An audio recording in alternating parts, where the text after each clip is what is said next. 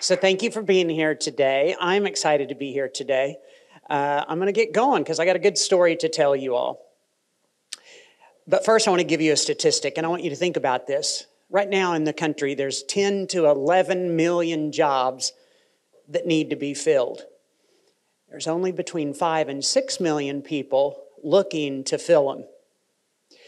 And if we are going to attract and hire, train, we need to retain them.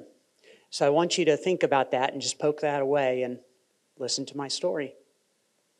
So 30 years ago, I wasn't looking, not 30 years ago, a few years ago, I was not looking for a job.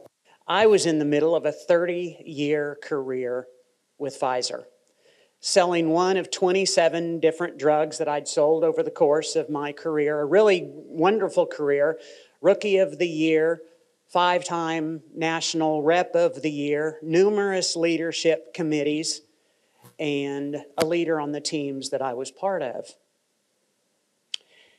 It was not a job you left easy. It was lucrative. It was a lot of fun. It gave you freedom.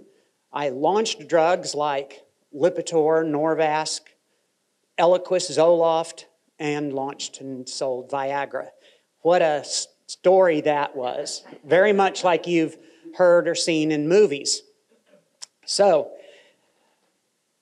I loved the job, but it wasn't where my personal fulfillment was coming. My personal fulfillment was coming from the sport of triathlon and sustainable agriculture design.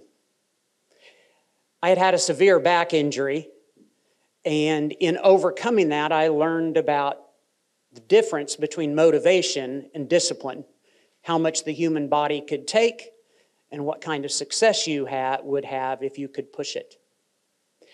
So I mastered my training, and I competed in half Ironman triathlons and met my personal goals and had a lot of personal success. When that was done, I hung up my bike and I put my efforts into sustainable agriculture. I got certified in the design of those properties and wanted to implement those myself. I bought a small ranch outside of Norman, Oklahoma, where I lived, and I moved my family there and began implementing those myself, those methods. We planted an orchard. We planted more trees, more vegetation, brought in rabbits and chickens, and I also learned how brutal Mother Nature could be. We had an experience of a lifetime. Me wanting to ramp it up a notch, with no experience whatsoever, I decided that I wanted to graze black Angus cattle. So, no experience. I found somebody that would teach me. And they would teach me in 3 days. So, between training sessions on a new anticoagulant and anticoagulation techniques with Pfizer, I whipped out to North Carolina, worked intensively with this gentleman, and drove back to Norman, implementing those methods with my cow, my one cow. So I obtained more cattle, we calved more calves, and had just another great experience. So between triathlon and sustainable agriculture, it was a great time for my family. But on the inside of me was going on a battle, an internal struggle that not a soul I knew could relate to. I wanted to be a woman because I'd been a successful man. So with a lot of angst and discussion, tears in the pasture, we transitioned. And it's a we. When one transitions, it is a we. But it was successful, and it's been wonderful. We are blessed, and we're happy and together. Then I had to transition at Pfizer, and we set precedent for how it probably should be done. I was transparent. I was authentic with my 7 white, male, conservative colleagues in Oklahoma. They accepted me. And we continued to be a cohesive, efficient, successful team. So let's fast forward. Let's run over here and fast forward to COVID. And the new extroverted fashionista needs to maintain motivation to get into the home office every day. I'm at my home office because I was beginning, and we were all beginning, what would be 15 months of virtual lockdown, working at home. So I dress in my chic fashion every day, and I would go to the backyard or to the driveway or to the flower bed and take shots, photo shoots. And I'd get inside to the office for the day, and I'd post the images to Instagram. And a national brand noticed, asking if I would come style with them in the city, in Oklahoma City. After my workday was done with Pfizer, I said yes. And I loved it.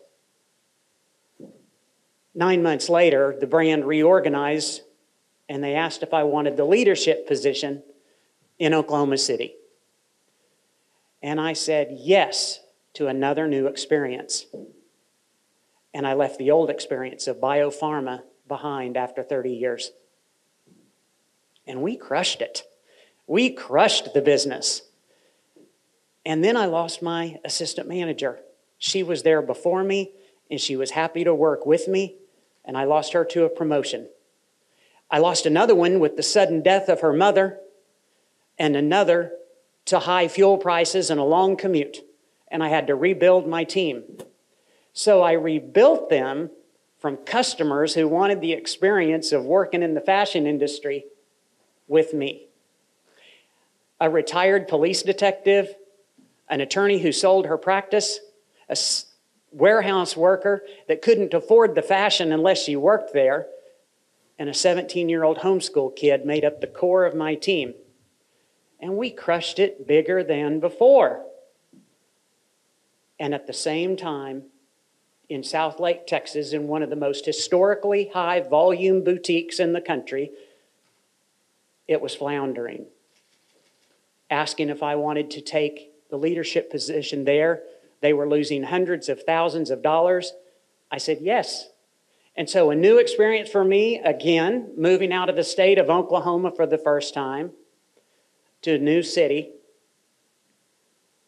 I was met by a team that had every box checked in the diversity part of their application for the human resources form.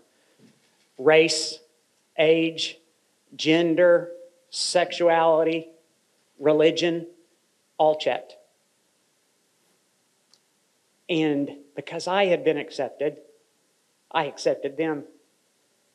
And what a cohesive, efficient team we had to bring chic fashion to the women of South Lake, Texas, a really nice community in the Dallas Metroplex. So that brings me to where I am right now, ready to grow again, ready for a new experience. I'm leaving that one behind to create more leaders that can build highly efficient, cohesive teams from people that want to come work for them, that want to be there, and that get to choose where they go work. My message to you all is, don't wait to find the meaning and purpose of life before you begin your journeys. The meaning and purpose of life is found in the experiencing of it. You need to say yes to experiences to learn your meaning and purpose. Thank you all very, very much.